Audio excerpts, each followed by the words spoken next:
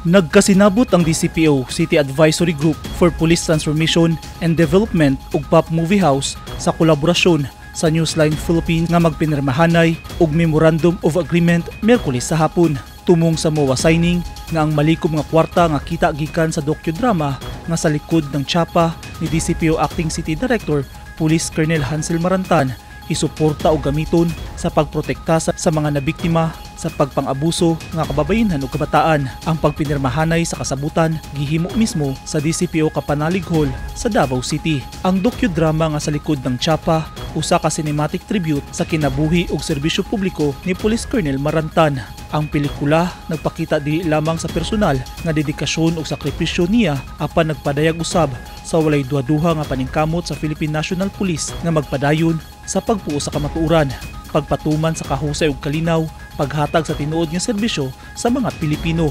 Labaw pa sa usa ka sugilanon sa serbisyo sa usa ka tawo, ang sa likod ng tsapa nagpasabot sa mas lawom nga misyon sa PNP ang pag-alagad ug proteksyon hilabi na sa mga pinakahuyang nga sektor sa katilingban. Gihangop nini ang hilom nga heroismo sa mga pulis nga mulabaw pa sa ilang katungdanan aron masiguro ang kaluwasan ug kaayuhan sa matag usa bisan unsa pa man ang kahimtang o estado. Dito ko binigay yung kwento. Maraming directors na lumapit sa akin about the life of Colonel Marantan. Even when I was still in jail, dami nang lumapit sa akin. Write down the story.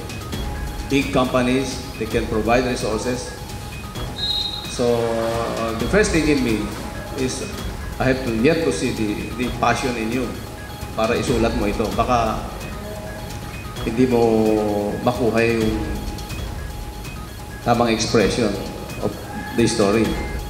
Mag-premiere siya sa Europe, sa Poland, then to Germany, then to South Africa. Ang kita gikan sa pelikula ihatag alang sa mga maayong hinungdan lakip na sa DCPO Women and Children's Protection Desk, suporta alang sa mga person with disabilities kung PWDs ug pag-atiman sa mga anak nga giabuso ug mga bata nga gipasagdan.